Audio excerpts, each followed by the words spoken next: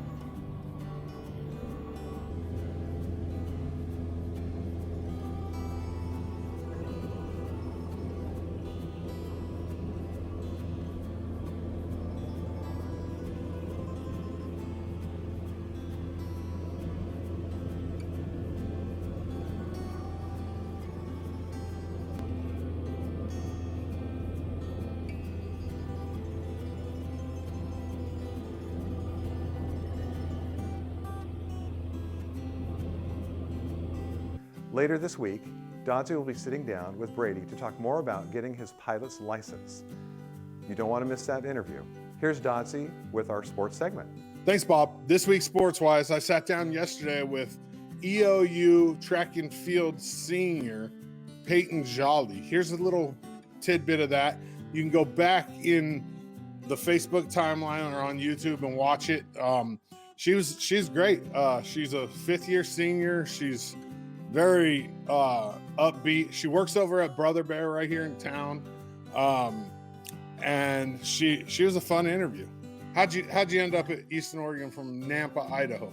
Well, I actually honestly didn't hear about it until about February or March of my senior year of high school, and then I came over here, and Ben was really awesome. When I met him, one of the best coaches I've actually ever met / had, and he convinced me by just his character, really. And then I wanted to do something with science, and they had a STEM program, so it was, I was going to be able to get my academics as well and not just have to focus on the track. But I really came because Ben convinced me, and just based off his persona, and it seemed small enough that I would like it too. I'm from Nampa, Idaho, which is a little bit bigger than here, but I do like the small town feel and a lot of nice people I've met since I've been here. And I also feel like he didn't show me the track, which was rock hard, so that also had an influence on me.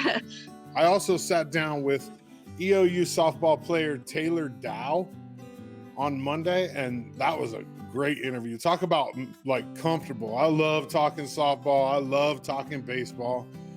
Well, Eastern Oregon, that's all I got for you this week. I mean, we're still moving towards getting practices and games going at EOU at the high school, and hopefully we can see some games coming soon, whether it be online or in person. That would be great. Anyways, back to you, Bob. Be sure to tune in every Monday, Wednesday, and Friday for full interviews and sports news with Dodzy. This next story is brought to you by True Value Hardware on Jefferson Street. Behind every project is a True Value.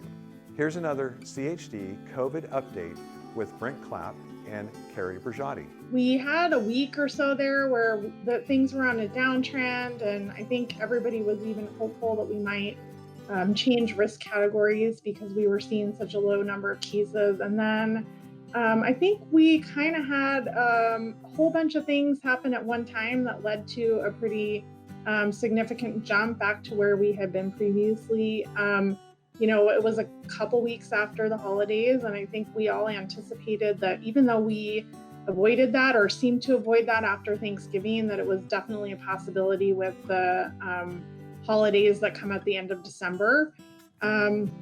And then I think, we have had EOU students came back into our community, and while they do not comprise the majority of the cases that we've seen, there definitely are a few cases there. We've had some workplace outbreaks. We also just honestly have seen some community spread. And I think I suspect that it continues to be more challenging for people to stick very strictly to the guidance and the recommendations. We've been at this for almost a year.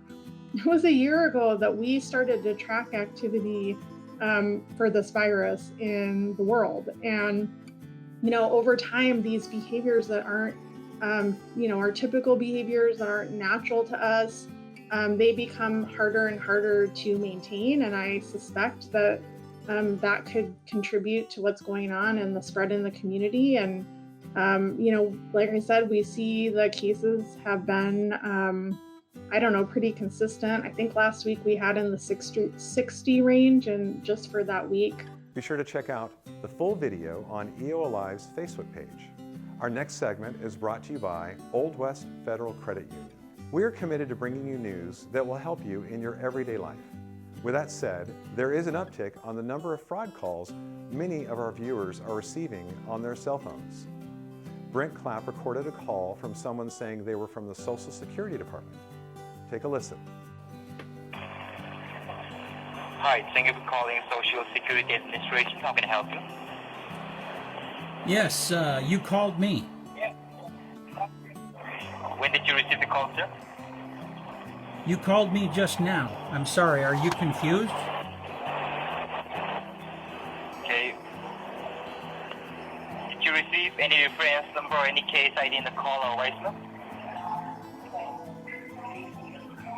Hello? Hello, you must not be connected to the people who called me.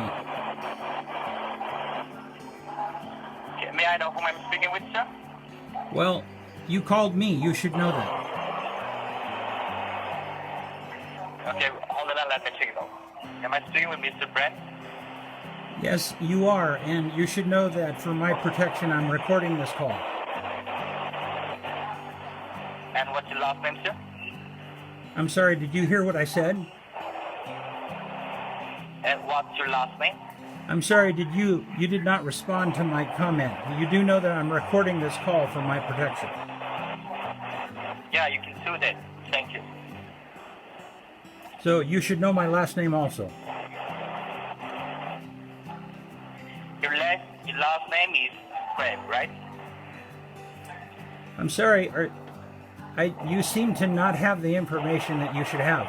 Always remember, if it sounds too good to be true, it's probably fraud, and never give out your personal information to a caller.